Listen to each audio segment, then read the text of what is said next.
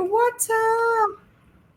It is live. We are the High Vibe Tribe on Friday. Welcome, welcome, welcome, everybody. Woohoo! Yay! Who's with us today? Which way do I point? That way? You're there. Oh, that way. Yes. That way. This way. It's the opposite. Woo, we have a guest with us today. Tammy White is in the house. Maybe we should add that to the list of things we practiced prior to going live. Direction pointing. Right, Like, don't you feel like you're on the Brady Bunch, Tammy? Yes, quite frankly, yes. Especially when you see us in these like squares. It is. It's like crazy fun. Holy cow. So Yeah, but you guys are a lot of fun, so. Thank you. Thank you so much. Welcome to the High Vibe Tribe, where we go live at 5 on Fridays. And it is 5 today, Friday the 24th. So we're so excited. We have an incredible special guest here. My name is Susan Shatzer, and Tammy White is with us. Yay, Tammy. Give everybody a big wave. Hey. The white light. The white light. Nice. And Janie is with us. Janie Lynn. Woohoo. Hey, Janie. Go that way. Yeah. right here. Yes. Very cool. Janie is our activator of the God Spark that is all within us, and she is supporting humanity by manipulating and working and activating our I think delinquent when I think of it, Janie. It's like delinquent DNA. The sleeping DNA. I'm waking up the giant.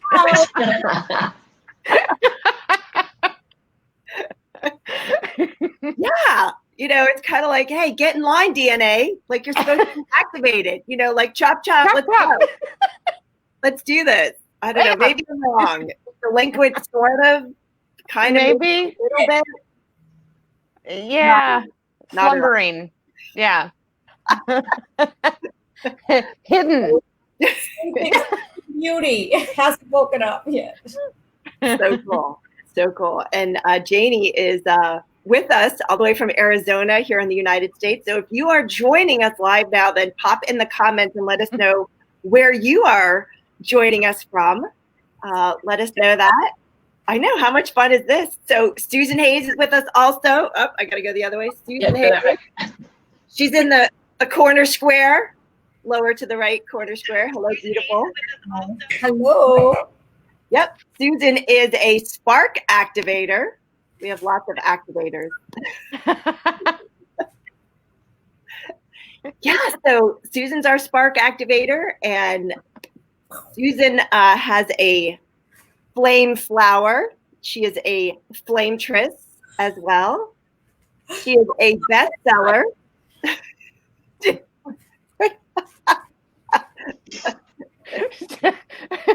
And on that note,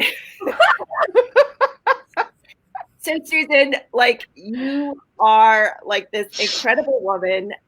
You have had like an entire lifetime of experiences, more than most people have had in, half a decade of one single life. And your book, The Widow Wisdom, and your tagline, How to Find Joy Amidst the Teardrops of Grief, where you co-wrote this with your husband. Yes, I did. Hector. And it was so, synchronistic. People go, oh, that's a coincidence. Well, maybe not. Synchronistic is more appropriate. The word you're using is more accurate. Yeah. It's sort of like, when you are in the flow with the universe, with the cosmos, with energy, things sort of just show up. So your book showed up just at the same time we're creating an event, which just so happens that Tammy is one of our weekly watchers. I feel like it's like, what, I want to start humming the Weight Watchers song. You're like a weekly watcher. You need to come up with a jingle for that. I'll have to ask Ann, my sister. Yeah, she's a shouter outer, right? Like, how cool is that? So, Tammy White, thank you so much. We're very excited to have you here with us today. You have some very special messages, some key messages that will support people. You have a nurturing, a guidance, and you also, it's because when I was in your energy, you sort of have this like, you can go nurturing and you can go smackdown. Whatever's required. Yes. Am I right? Yeah, you're right. Totally right. Watch out. I know, right? It's like, okay, so which Tammy? Do I have the nurturing Tammy or the smackdown Tammy? Yeah, you always like that, like SmackDown, or you think more so since your husband passed? I'm just curious. No, I think I've pretty much always been that way because of other life experiences prior to this. Oh, I was just curious if it was even more like. Yeah. Well, it kind of is a little bit more, but yeah, I've pretty much kind of had to be that way since a teenager. Okay. So we're going to talk more about that. So as we get in, yeah, because all of those experiences lead up to the who you are today. Right. Yeah. So, hey, Donna. Donna is one of our guest speakers in our event that we are planning right now. It is The Truth About Dying. And a lot of what we're being told and taught and bought, you know, actually is at a point we've all kind of just stepped up with the, you know, possibility of, yeah, so what if that's not actually true? With what we believed and, you know, what we have been running in the background from religion to ethics to, you know, our hereditary to, you know, just everything that we've been, I don't know, like it's sort of like the handbook of dying. Do you know what I mean? Like in my culture, your culture, you know, this religion, that religion, like this is what we do, this is what that happens, this is what you're supposed to do, and then you're wrong if you don't. And I'm like, what if like all of that is a program? Just saying, just a little one. Teensy tiny program that, you know, maybe got installed, you know, I like just slipped it right in. like the day you were born. Put that chip in there. Think. Yeah, like this is, and it's this color clothing, and it's this music, and it's this food, and it's this amount of time can go by, and you know, sundown and sun up, and yeah, and standing and crawling and kneeling and earth and fire and all those kind of things. So yeah, Donna is hailing from Atlanta, so we're going to talk about all that today. Like we are just shouting out. Ashti is one of our tribe members, High Vibe tribe members. She is self-healing, self-quarantine, self-relating, self-meditating, self-silencing. She's having a nurture her body day. Yeah, right? Yeah. And so she's in with us. She's joining us. So thank you so much, Ashni. And for all of you that are here, if you'll take a minute and just go ahead and share this live stream right now to your page, or share this to a group that you may be a member in, that would be incredible. We so graciously appreciate that. Thank you for liking this as well. And if this topic resonates with you and you have some friends that would like to get an awareness of the possibilities that Tammy will be presenting and Susan will be sharing and Janie will be talking about as well, can contribute to you, then just absolutely tag them in a sense of just putting their name in the comments, and then they'll get notified that, hey, this is something that you thought that would be of interest to them. So thank you so much. Donna Riley's like, hey, shout out. So pop in the comments any questions that you may have whatsoever, and it could be a record-breaking week of brand new members. Do you think? I think so. So I think it's already, we might already be there. we might already be there.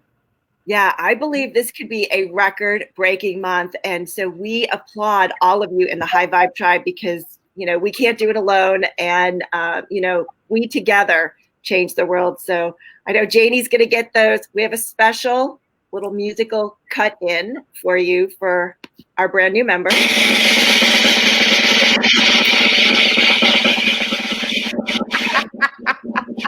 you hear that? Yeah, loud and clear. Okay, good. Ta-da! Drum roll. I like this. Yeah, that was awesome. It was like an actual, yes. So let's welcome our new members. We have Laura Evans. Dun, dun, dun, dun, dun, dun. Helen Kassan. Yeah, I need a clapper. I don't have a clapper. Those little finger click, click, click, click, click things? Yeah, whatever you call those. Yeah. Belly dancing clackers. Yeah. Andrea Hermua. Barushka Govender. Marlene Newman. Nisi. I really want to say that. It looks German. Ish. Usensein. Yes. Okay. I apologize. Isabel Mering, Andy Van Wyck, Michelle Dolly, Tegan Sandstrom, Juno Botha, Josephine DRV, Vashi Waters, Discola Akanbi. That's a really cool last name, actually. Ryan, Christian Escobola, Andrew Warley, Leo Hefner, Judy Anderson, Wendy Burner, Pequet, Lisa Bell, Ashlyn Govender. Wow, we have two from the same family. So Ashlyn and Barushka have they're together joining us. Awesome. Huh. Brad McIntyre, Jamie DeSalvatore, Nonesh Chingor, Hala, Hey, Hala. Georgie Stefan, Connie Denny. Awesome. Welcome, Connie. Rihanna Taba, Rosie Deppy Repson. Welcome, everybody. Yes. Big round of applause. Big round of applause. It was static. I think Could you hear the audio of the clapping? I thought it was static. Okay, we'll stick with the drum roll. Yeah, the drum roll was good.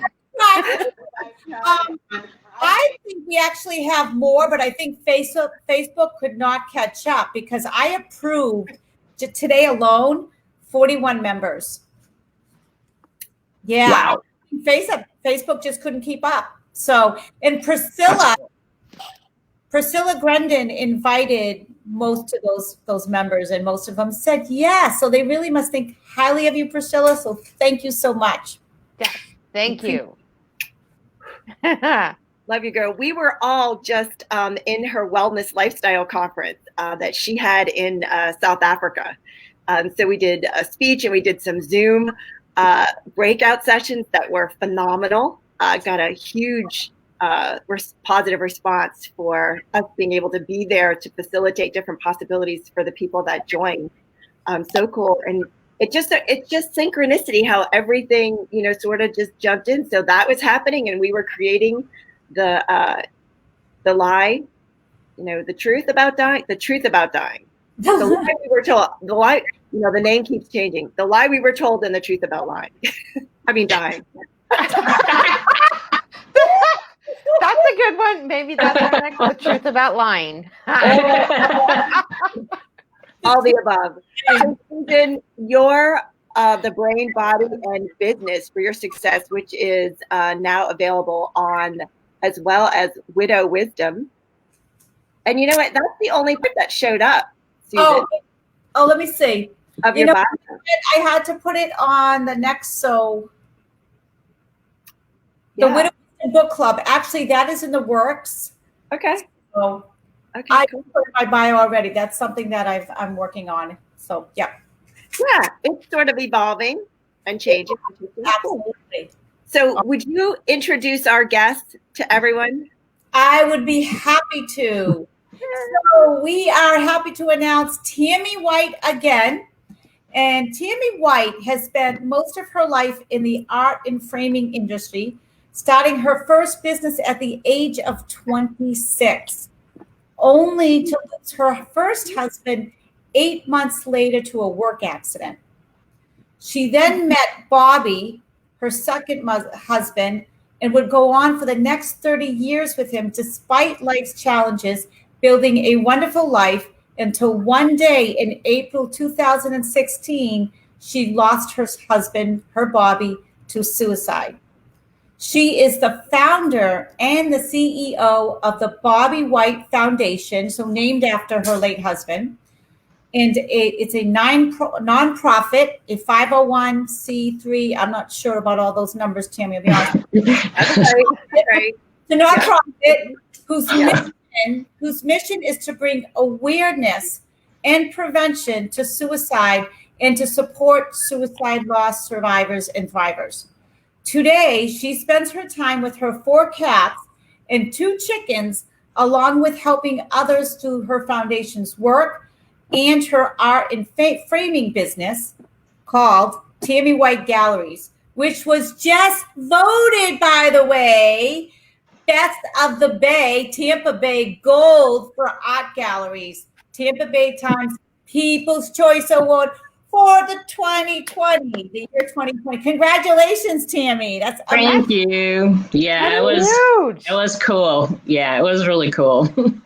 We're going to celebrate with you. Yeah, I love it. Yeah. 2020. Fortunately, I have a lot of support, so that's great. Yeah, Nice. and I think Congratulations. that support might be maybe your late husband's. I don't know, some support on the spirit side, perhaps. Could be. For sure. He was a big supporter. So Tammy, obviously Tammy is a widow. She's been a widow twice, and she was a contributor to my book, Widow Wisdom: How to Find the Joy Amidst the Teardrops of Grief. And she was gracious enough to share her story in the book. And she's got some really golden nuggets of wisdom for us. And I would love for you to share some of that. I mean, we've got some of that in your bio, Tammy. And what do you think are some of the wisdom you'd like to share in terms of the loss of your husband and how that has maybe channeled into something that you've been able to channel into something positive or a blessing? Well, like you said, I did start the Bobby White Foundation. I founded it 2 years after losing my husband to suicide. It was a shock to all of us. Suicide continues to be prevalent, and it doesn't discriminate. My husband was 62 years old. He was going to retire in a few years. The day that he took his life, he was supposed to have lunch with one of his best friends, his high school buddies. And I just happened to leave that day for 2 hours to go run some errands. And ironically, one of the errands that I was stopping by our local camera shop. I had a couple of weeks prior to that dropped off some, I always get it mixed up, VHS.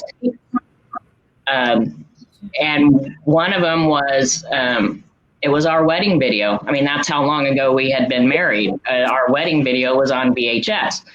And I was getting it transferred to a DVD as a surprise for my husband.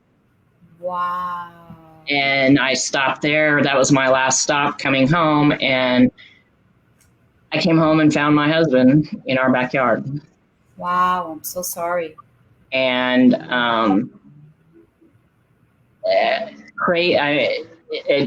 it's just, a crazy whirlwind. You're planning for retirement and all of a sudden your life has completely changed. And in our community, I found out that there's no support for suicide loss survivors. It's really hard to come by. I was left with a piece of paper that had a list of funeral homes and never heard from the victims' advocates or the first responders or anybody ever again. You're left to, in most cases, you're left to try and figure out what to do on your own.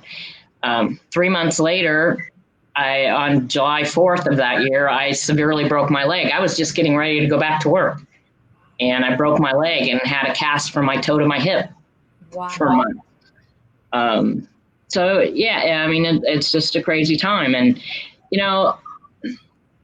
I found out that through this experience, and a lot of people don't really understand, and there's still such a stigma to suicide, that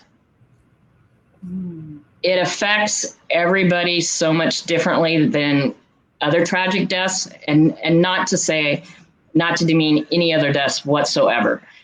Every death is tragic, but a death by suicide is so much different, and it goes back to the stigma from society, the guilt from society that's put on us, and the guilt that we have. What could we have done? Parents who lose children, their go-to is, I'm their parent, I'm supposed to protect them, and I couldn't do that.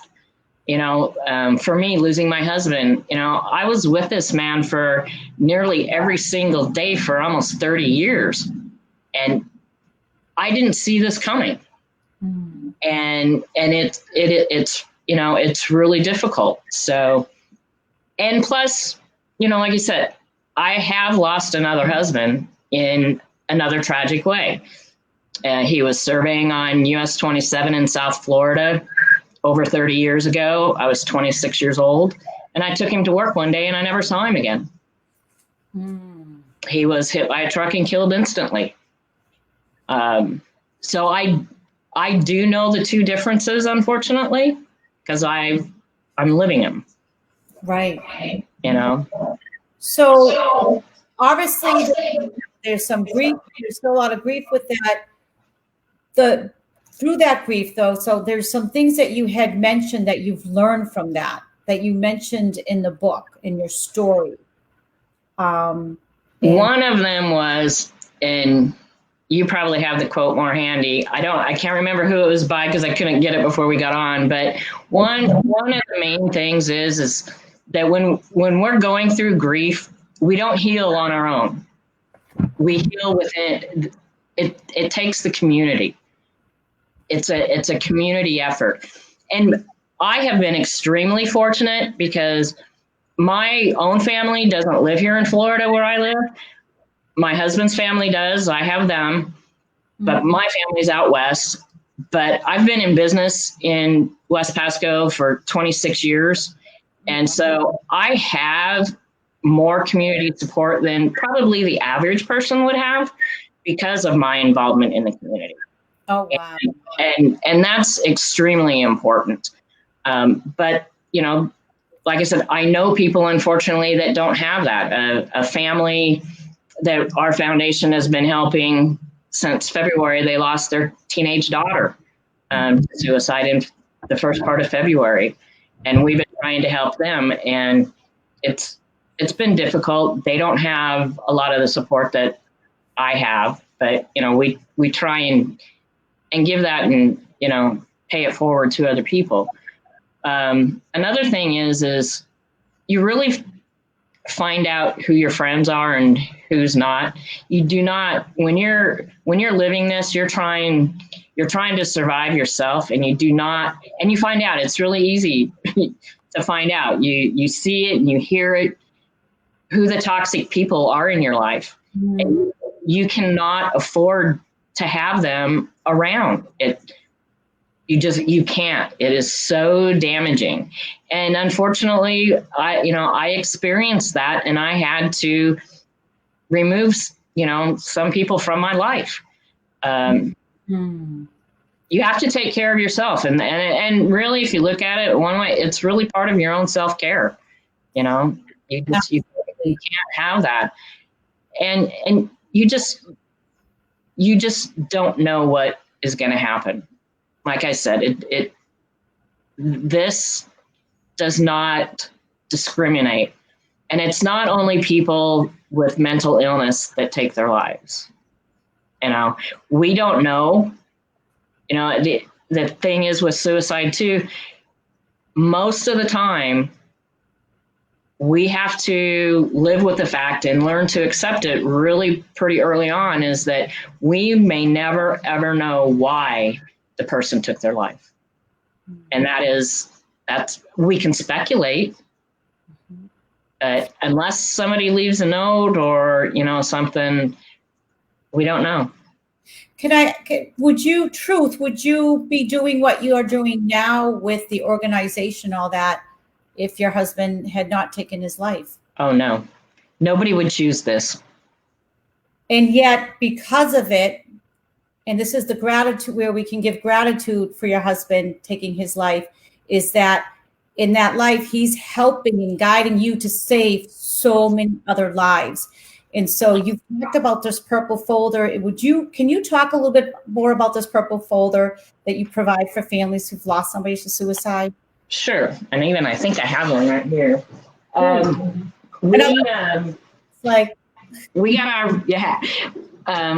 We received our first grant funding last September, which was just a year after we started the foundation. And we partnered with Florida Children's and Families, Central Florida Children's and Families Systems of Care. And we worked on this purple folder. And the idea is to get it into the hands of lost survivors, which anybody that has been affected by suicide, whether it is a family member, a friend, a coworker, you are a suicide loss survivor, unfortunately. Mm-hmm. That's just the way it is. But anyway, so we developed this folder, this packet, to give to lost survivors as soon after a suicide as we can. They may not be ready for it. They may not be ready to look at it. But at least when they are, they have something in their hands. And basically, this is what the folder looks like. And inside is a letter from me and Jody. And this side here is printed on both sides. These are 6 pages. And it's just a slew of information. It's healing and finding your new normal, warning signs and risk factors of suicide, avoid further trauma or tragedy. Suicide loss survivors are at a 400 times greater risk for suicide than the general public. And one suicide, on the average, affects 137 people.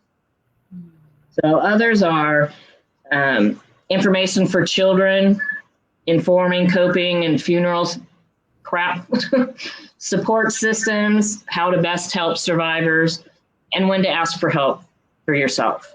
So it sounds like a lot of it's exactly what we didn't have and exactly what we needed. So you came up. So we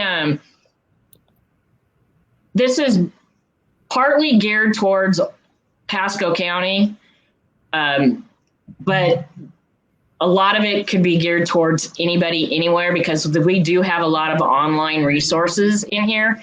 And we have a couple pages that we're going to update for more resources, especially people didn't see. I saw it coming only because I've already lived it. But when this pandemic hit, the suicide rates have increased and calls to hotlines have quadrupled. And we're not hearing about that in the media. No, very rarely. And it goes all the way from a 12-year-old boy took his life because he had to social distance. He broke a couple of things before his birthday. He wasn't going to be able to have a birthday party. He thought he ruined his birthday and disappointed his parents. He took his life and his little sister found him. A nurse in New York City she was a doctor in New York City in the midst of the pandemic who actually survived COVID herself, took her life. And I saw it coming. I tried to tell people, and exactly what I said has come true.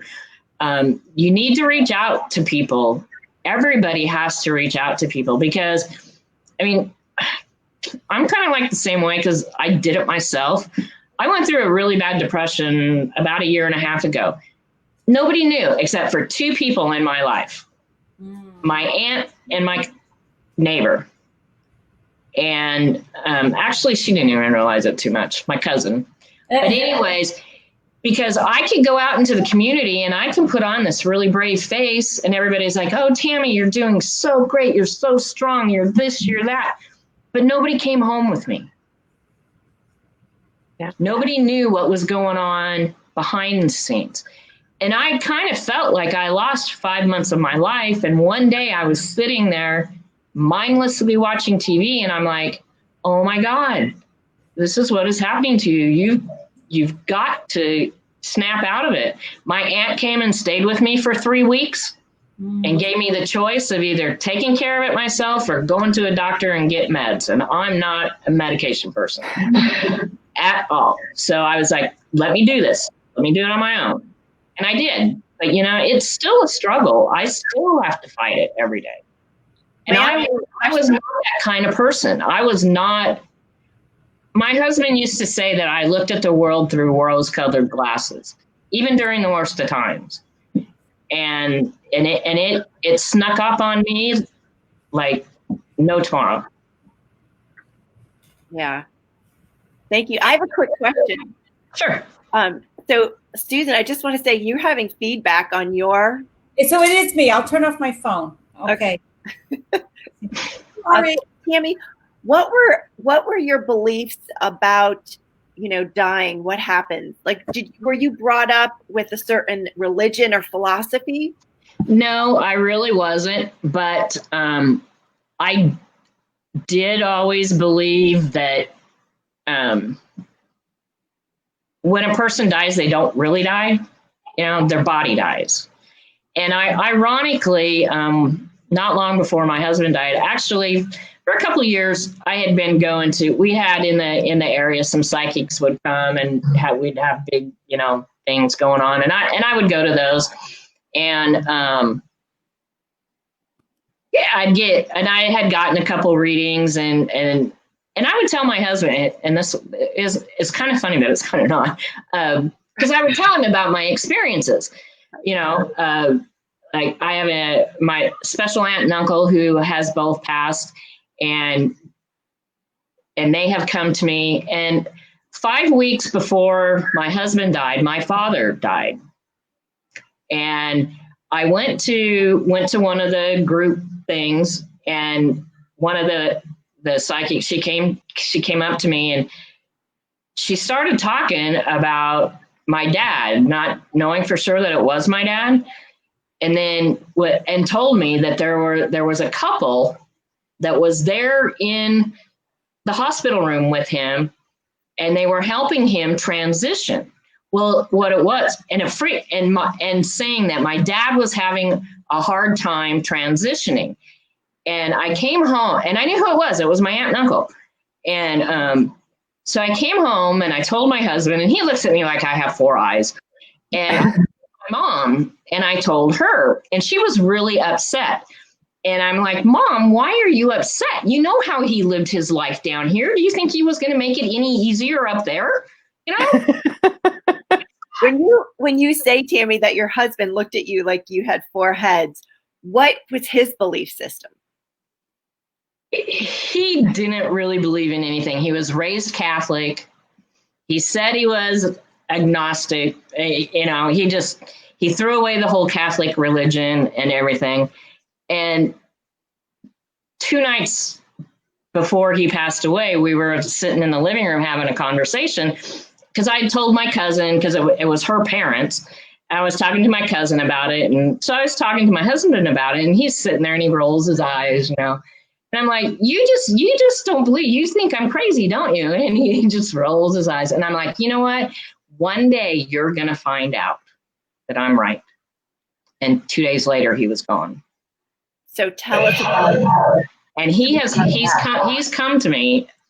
He actually it's probably been, I just found where I wrote about it. So I think it was 2 years ago, because I had to write everything down so I wouldn't forget. One night he came to me, and this was so real. I mean, touching real. And he was healed. He had MS for 25 years. And he was all healed. He was handsome, didn't have his gray hair. He was probably like in a early mid-30s, which a lot of people say that when this happens, when you see loved ones who pass away and they do come to you, they go back to where they're healthy. And it's usually in the age around the 30s. And he was standing actually in the spare bedroom, and I'm standing in the doorway looking, and I'm like, I'm shocked. I mean, I'm in total shock and total disbelief. And he turns to me and he says, "Why are you looking at me that way?" And I'm like, "Because I'm afraid if I say anything, you're going to go away." And so he took my hand and he took me into the kitchen, and it was exactly how things are, a little bit, and a little things that have changed. And he stood there and he talked to me, and he said, "Look," he says, "I'm not in pain anymore." And I don't know if I'm going to be able to do this or not, but I kind of like fell to the floor and was sitting in front of our refrigerator. I mean, and the details were, I mean, it was real. And he sat down with me. We had our legs crossed, and he held my hand, and he said, "I've never left you. I'm always here with you." And I just lost it. But when it was real. I mean, it was touchy feely, see, everything was so real. And another incident happened with my sister-in-law, my husband's youngest sister. When my in-laws passed away, when my father-in-law passed away, a cardinal came and flew right into the private area at the veterans place where we had his service. So with our family, cardinals have always been my in-laws. So my sister-in-law was a school teacher, and she was on her last day of school, and she openly spoke to her students about things like this because they did have a teacher pass away.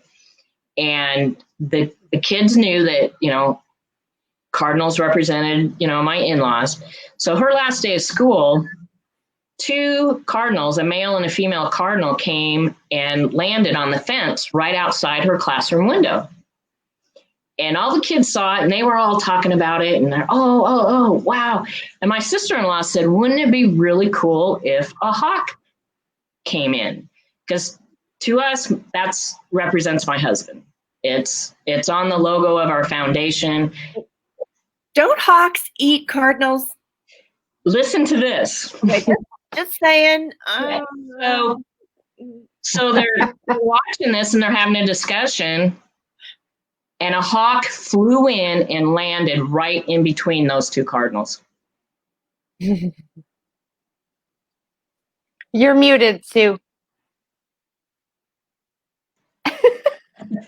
Sorry, and did not eat the cardinals. Not eat the cardinals. And they stayed there for several minutes. Oh, wow. And this was on her last day of school when she retired. And there's been a lot of other incidences with hawks. My aunt and I went camping and went canoeing or kayaking with alligators. But, yeah, and my aunt's 80. Hawks and cardinals were like elementary school. We're going to go for the alligator. Yeah, the fun. Our whole families, particularly me and my sister-in-laws, hawks have weird, different appearances, and it's just like, "Oh, hey, hon," And I mean, all the time, even around my house, I'll be doing something, or I'm like, what should I do? And then, boom, this hawk comes flying right through. I mean, it's crazy, but it's cool. Well, I've had experiences where with different mediums, and he'll be okay with one, and then I spoke with another one, I don't know, about a year or so ago. Super, super nice gal, but he didn't know her. He didn't like her. He didn't want to talk.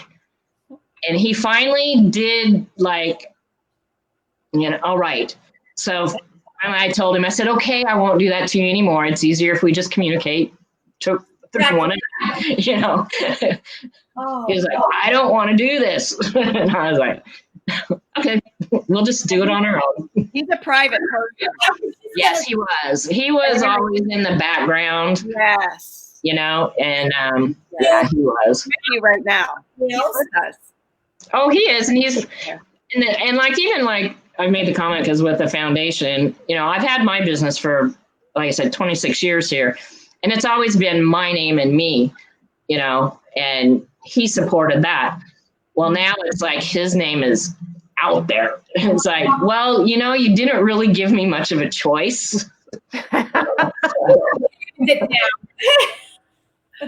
Wow. I was just shuffling the deck of Jean Adrian Miller's, and these are the glyphs of the 144 DNA strands, and we were just talking about it. So this one is the one that just got pulled for what you're talking about. Mm-hmm. And it's trust. Sacred union with your divine self secures your faith and enables you to trust that all is in perfect order. Wow. Trust. That's beautiful. That's beautiful. That's what you were just talking about, Tammy. Yeah. I don't need anybody else to communicate with my man, because I got to connect with my man, because my man is with me. Yeah, he is all the time. I know. Oh, that was his message for you. That is beautiful. Yep, thank you. So we have some people in the comments here who are asking maybe for your support, Tammy. Would you be willing to field? Oh, sure. Okay, sure. Cool. So if you have some questions about Tammy's experiences, or any questions about death, dying, being a widow,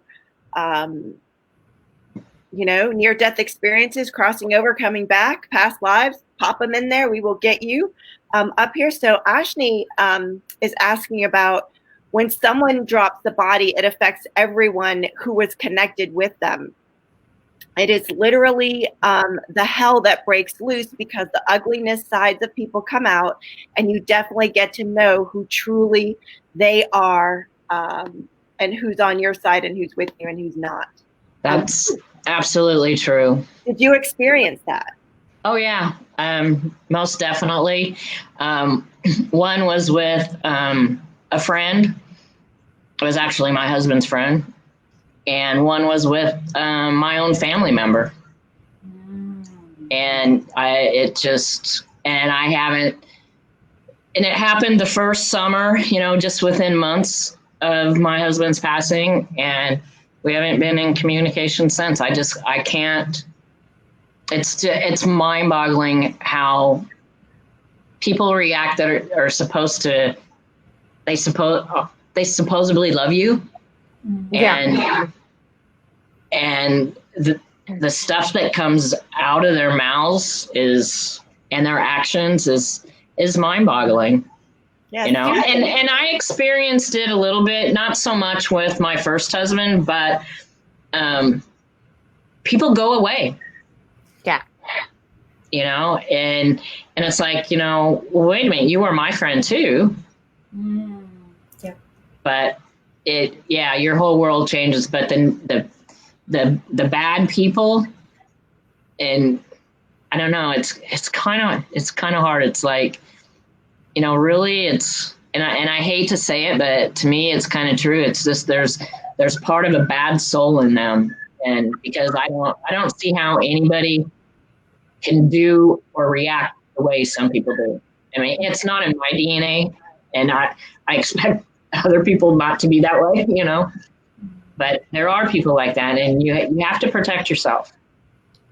Yeah. Just from your own family.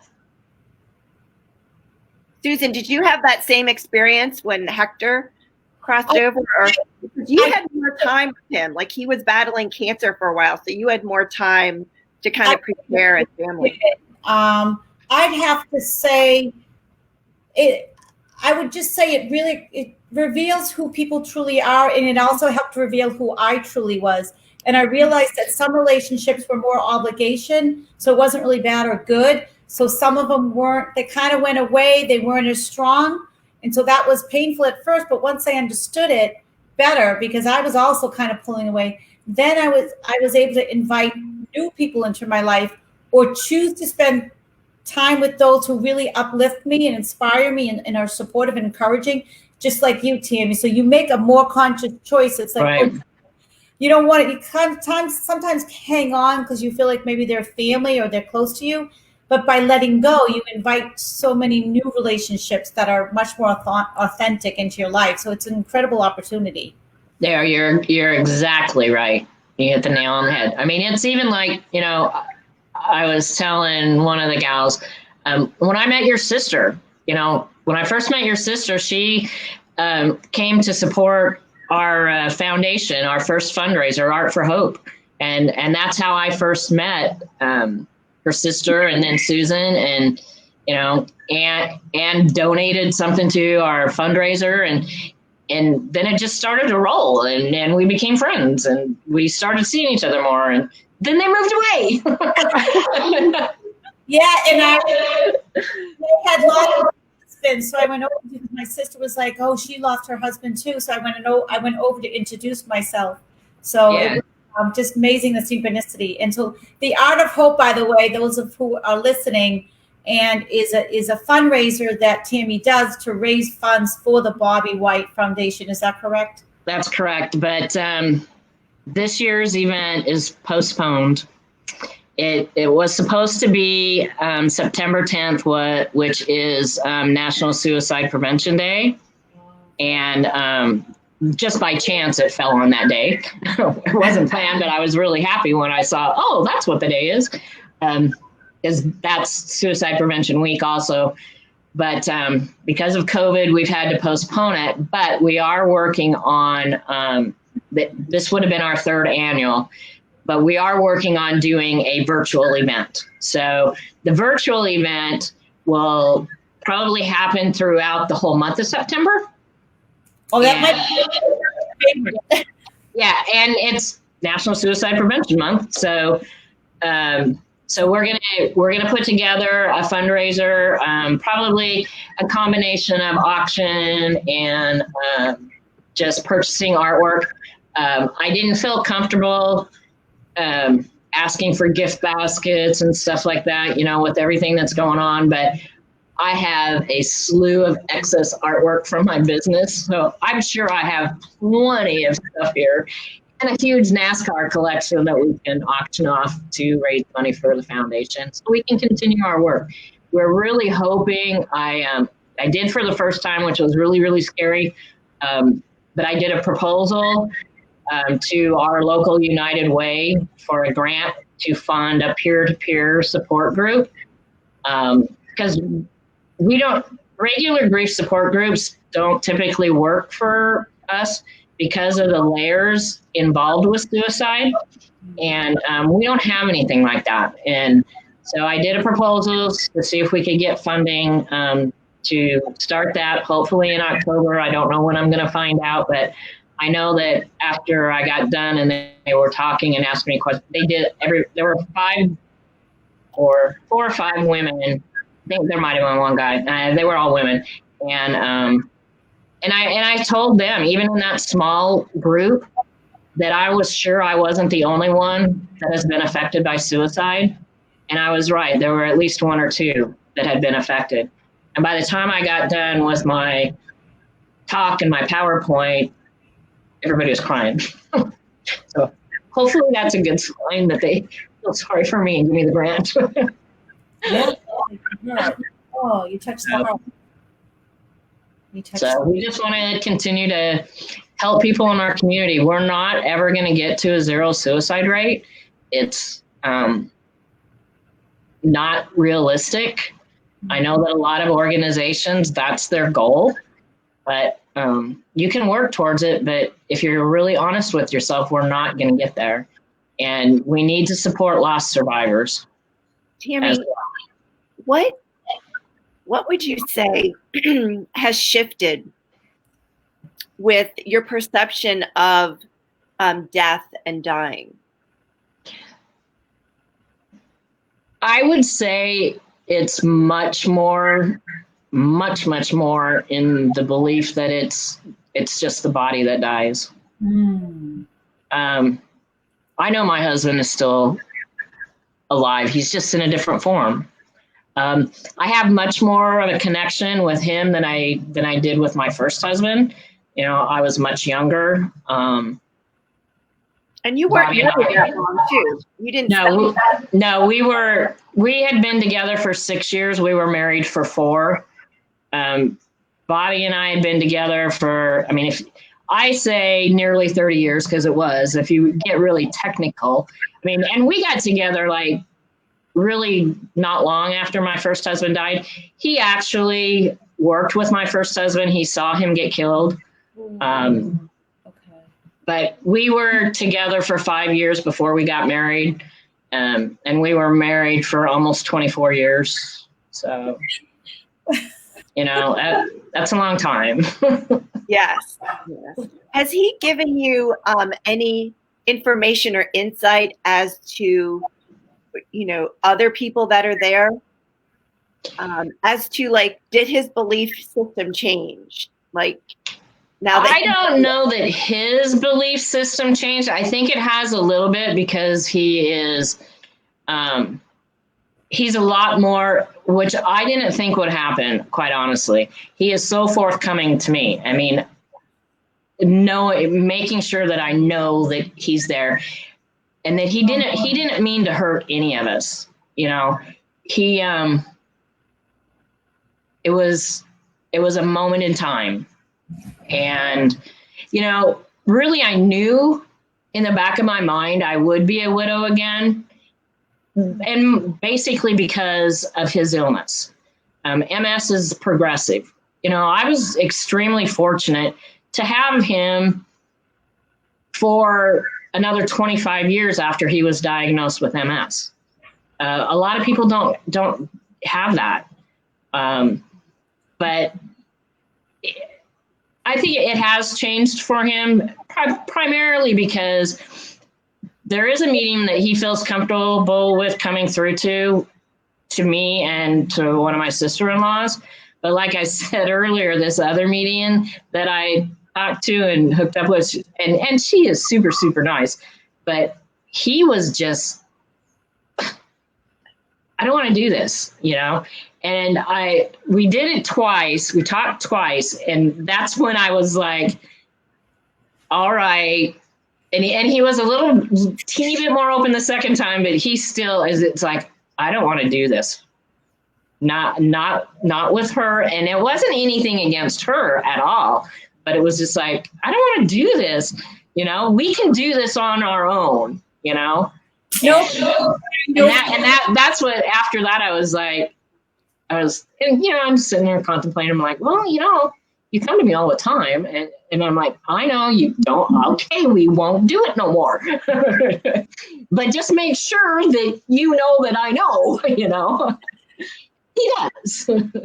Oh. So, yeah, I think that has changed because, you know, before he passed away, like I said, he would roll his eyes at me. And I was like, well, no, they said that there is no way anybody could know, like, this information.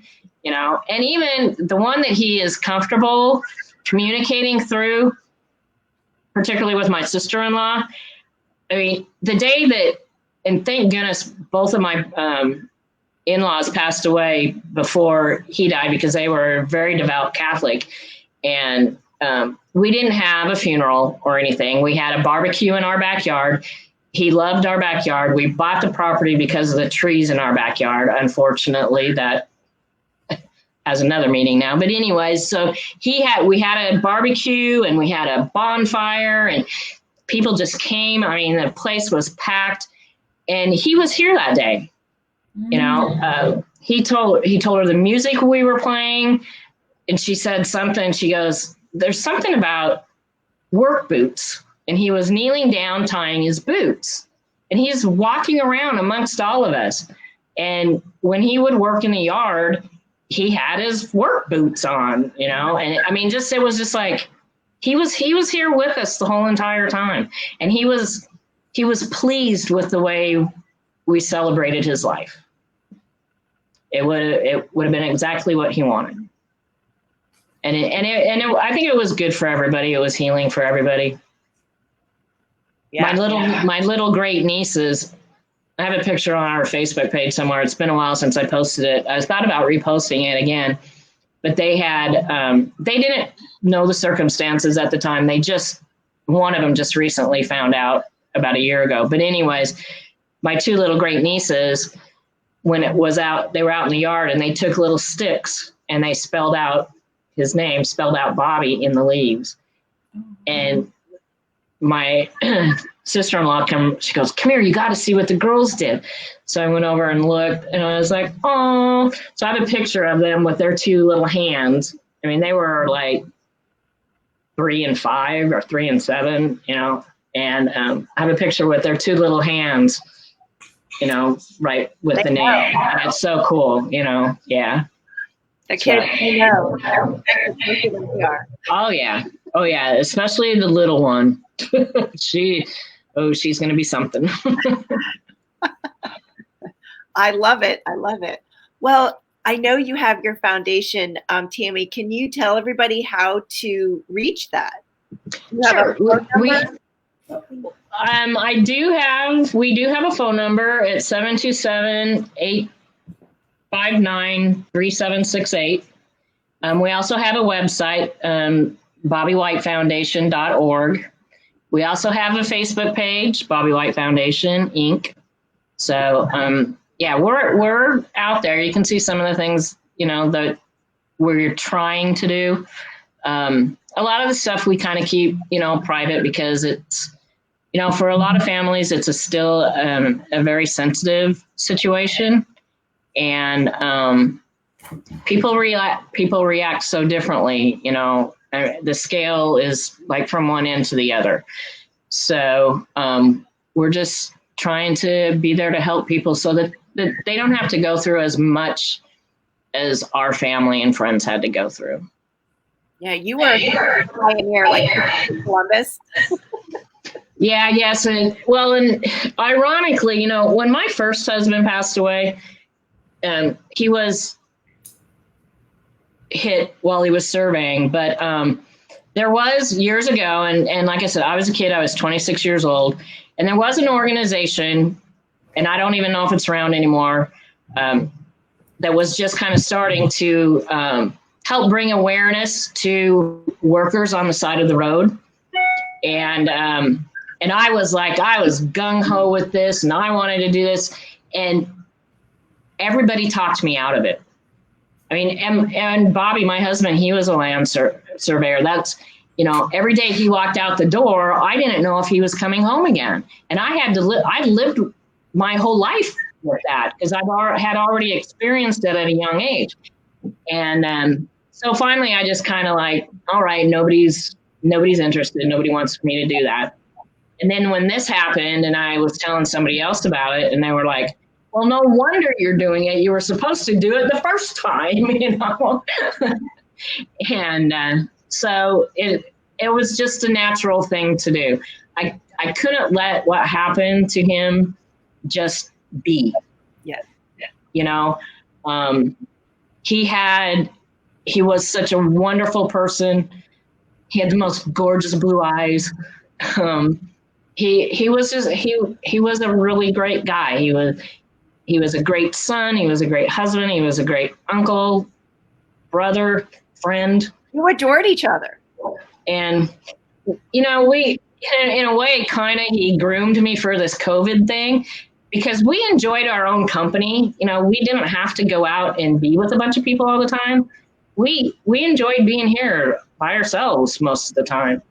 And so this has not been really hard for me. I don't mind being here. I got my cats and my chickens, you know, and I know he's here, so. Yeah, that is so cool. Well, we'd like to partner with you, Tammy, in a sense that your foundation offers support to people, and we'd also like to do that too. So each of us at the High Vibe Tribe are donating 15 minutes of our time to connect with anyone who feels like they'd like to. Oh, super. Have a conversation, talk about something, and then we can then, you know, either facilitate with them or connect them to your organization as well. Oh, thank you. That is so sweet. That's, hey. Susan, can I pop something in here really quick? So the reason that I moved to Arizona in the first place was because my oldest, who was barely 18 at the time, was going through a technical school, Universal Technical Institute for auto mechanics. And he ended up with depression, anxiety, and suicidal. So I came down here to help him with that and to get through school and all of that. And he is still alive. So I do have some experience with this is where they're at and this is where you can take them. Yeah, we have another organization here in our community that it's new. It's called Ian's Way.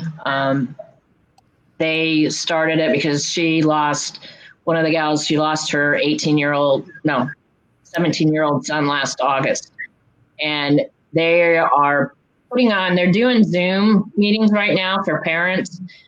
And I don't know if they're doing so much for teens quite yet, but they are. I was on a Zoom meeting with them on Wednesday night for parents who are in the position that you are in. So if anybody wants information about Ian's Way, their focus is the teen population.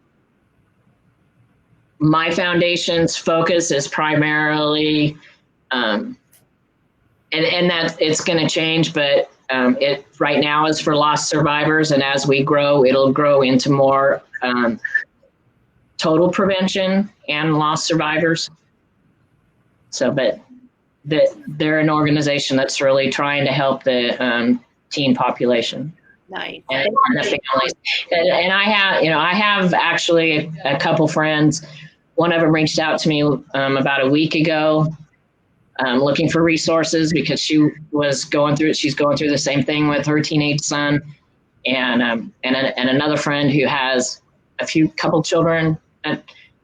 She's had gone through that too, and that's the thing is that people need to not be afraid to talk about any of it, whether it's depression, mental health, suicide. People have to be open to talk.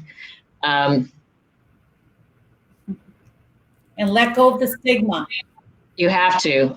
One of the guests who's listening put in the comments, it's important to always remember and talk about the people that leave us too soon. So talking seems to be a way for people to sort of process information. It's also a way for people to identify thoughts, feelings, and emotions. It's also a way for people to, kind of find their truth now that that person's not with them. And I know there's so much shifting that takes place, and there's no amount of time, that prepares anybody for the loss, and there's no amount of time after that says you should be over this done by now. It's like everybody has their own timeline. And I've been told that. Yes. And I'm sure Susan has too. It's like, oh, okay, it's been 3 years. You should be done with this. It's like, are you kidding me? You didn't live my life, Exactly. And if it happens, you have to talk. I found out after my husband passed away that his brother 2 years prior to that, who was exactly the same age as my husband, tried to take his life. It was, thank goodness, a failed attempt. But the family never told my husband or I. I found out later, and I had to ask, and I directly asked his wife when she had him committed to a psychiatric ward, was he going to hurt himself at any? And she knew what I was talking about because she had lost her first husband to suicide many, many years earlier. And I was furious. Whether or not it would have changed what happened in my situation, maybe not, but I didn't get that opportunity because people won't talk about it. Yeah. Well, and even, when my oldest is 23 now. But even when we were going through all that, there's still this like underlying taboo program to talk about it, because if you talk about it, it makes it real. But if you actually check yourself out, then that's bad. And it was really interesting. Yeah, you're right. And when I first started speaking publicly, was about a year and a half after my husband died, and I did it in a very safe environment. And it's gotten a teeny bit better in the last year and a half.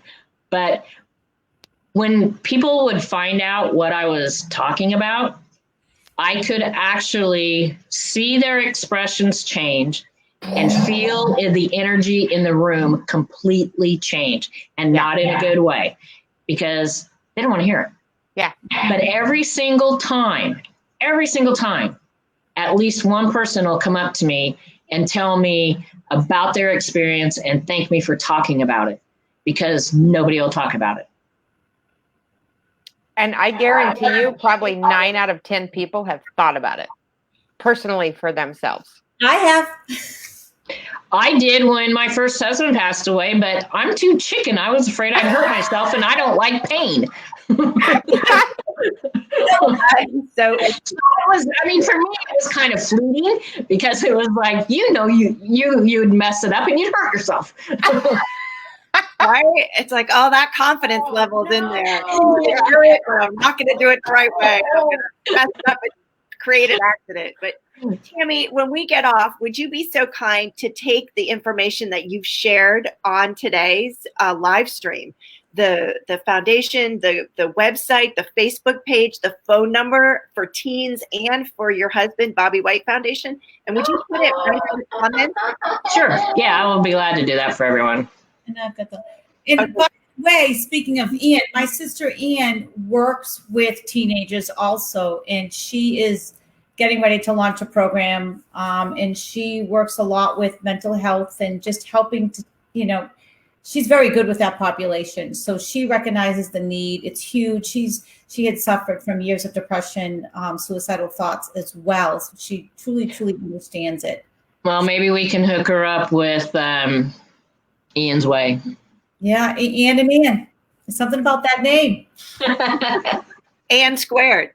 So if anyone who's watching here today has any comments or questions about what we've been talking about, or ideas in the future, then please shoot us an email at HVT, which stands for High Vibe Tribe, HVTLiveInfo, INFO @gmail.com, and we will get those and get back to you, and we'll be responding right in our Facebook group. So how cool is all of this, my friends? Any last minute thoughts, Tammy, Janie, and Susan, before we pop off for the day? I just really want to thank all you guys for having me on here. This is like kind of almost like a dream come true, because I've been on here with you guys in the background since you guys first started doing this, and getting to meet you here. Maybe someday we get to meet in person. But I already know Susan. I'm going to have to come down to Miami Beach and visit her and Ann. I think everybody move to Miami, then we go to Arizona for a visit. I don't know. So just keep the faith. Cool. Thank you, Tammy. Susan? Yeah, thank you. Thank you for sharing. Beautiful. It's big. So we're gonna like piggyback off of what you've shared here today, Tammy, because we're we've created, an event that's taking place in, just 2 weeks. I think we're less than 14 days out now. In that, we're hoping to actually shed some light on death and dying, suicide being one of the ways that people cross over, accidents another way, like your first husband, as well as near-death experience where people have crossed over and come back. So there's a lot of fear-based with death and dying right now because of the pandemic that you mentioned, Tammy, actually here. And we know that this is where science meets awareness. So we know that the 100th monkey effect is where the collective consciousness has a certain frequency. And when that is consistent for an extended period of time, 3 months on out, it settles into the morphogenetic field that we all have. So right now we all have a level of fear, panic, anxiety, stress, loss, sadness, separation, abandonment, all of these things because of what's happening globally for all of us. So we felt the call to get together and bring some of the just top leading experts in this area to everyone in an aspect where they'd be able to connect and receive nurturance and receive guidance and kind of be able to filter through what they've been taught and bought up to, and then have the experiences of those who crossed over. So feel free to send Bobby over. I hope he a couple of them are mediums, by the way. So I hope he likes them. We'll see. We'll have to see what happens. See, it depends on if he likes them or not, I guess. Yes, and one is male and one is female, so he can have his pick if he likes a girl boy thing. We've got him. He's only come through girls, so I don't know. It'd be interesting if he would come through with a guy. Nice. Maybe he would be a little bit more open. I don't know. It depends. Sure, it depends on his mood that day too. Could be what he had for breakfast. Yeah. Being spirit only now. That's important. Your 4 food groups. Breakfast is an important one. This event will take place on August 3rd at 7 p.m. here in Eastern Time and 4 Pacific. So, Tammy, it has been such a joy to speak with you. And you just are so raw with your feelings and authentic. And, our group is non-judgmental in it. And whatever that was. Susan. I need to hop off really quick if that's okay. Thank you so much nice for today. Meeting you. Thank you for sharing too. Okay. Thank you. Bye. Bye. Yeah. So, with. Oh, there we go. There we go. That's good. Cool. Well, thank you, Tammy, so much. And I was right there with you. When you were walking us through your life and your experiences with both of your husbands, and I could see and feel and hear, everything that was taking place with you. And you have just really taken, the lemon and turned it into lemonade with your husband's suicide. And, you're the change that the world requires. And I applaud you for stepping up to this role and creating a different possibility for everyone. Thank you. And you are wearing your rose-colored glasses because you're still able to see the good in everything that's happened. And that, to me, is what we're being Rosie is. Yeah, no, I like that. Yeah, it's not a path that anybody chooses, but if that's the path that was given to me, I'm going to do the best I can. And you are. And so be it. Thank you. Thank you, everyone, for joining us so much. We look forward to seeing you next Friday at 5. Until then, we'll see you on the other side. Ciao for now. Bye. Bye, everybody. Oh, thank you. Thank you, Tammy. Thank you. Love you guys. Love you too.